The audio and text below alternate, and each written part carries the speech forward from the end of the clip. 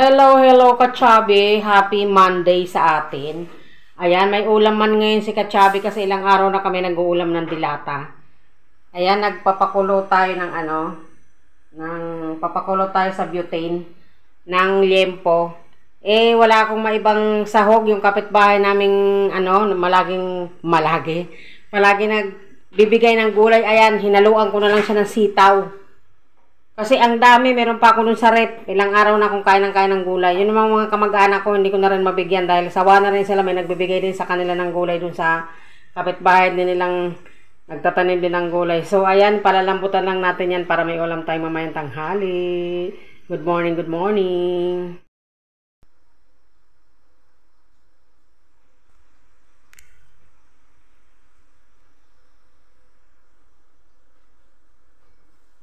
Ayan, kulong-kulo na yung ating sinigangers. Ayan, nabilis lang siya kumulo kasi itong kasirola ko, yung coated lang yan ng parang stone chuchu. Mabilis siyang kumulo and then sobrang tagal niyan lumamig. Itong itong kasirola na to. Sobrang tagal na sa akin yan, gamit na gamit. Pati ilalim niyan, granite din ang itsura niyan, brown din. Kaya diyan ako nagpapalambot kasi para tipid tayo sa kuryente. Meron naman akong butin, so diyan tayo nagpapakulo. Tingnan natin mamaya pag malambot na.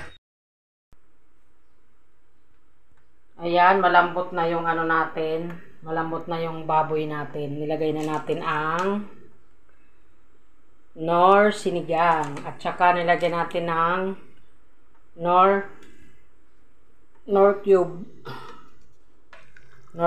pork. Ayan, wala siyang gaanong sahog. Ayan, may kamatis lang konti. Marami talaga yung sitaw.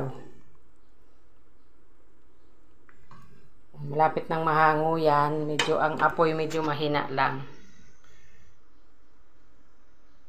Hindi lang natin siya nilakasan para ayan. Mahina lang yung pag-boiling niya. Kasi malambot naman na eh. Tikman na lang natin kung ano ang kaganapan.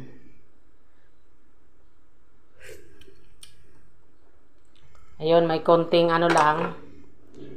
konting kulang lang sa asin. Dadagdagan natin ng salt.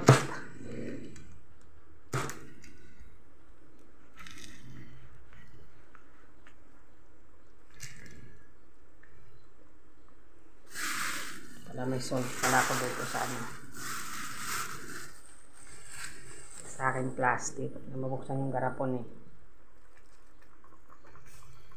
Ng konting asin.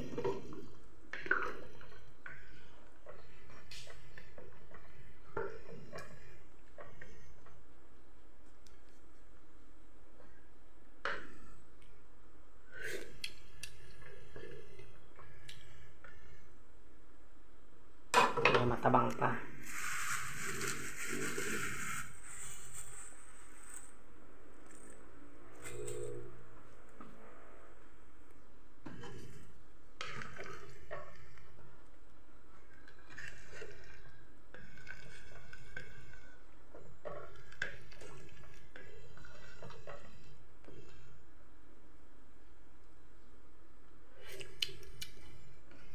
Ayun, sakto na.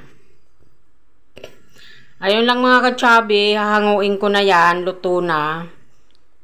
Kung nagustuhan mo yung pagluto ng ng sinigang, basic na basic, di ba? Like, subscribe, and share. Thank you for watching. Share.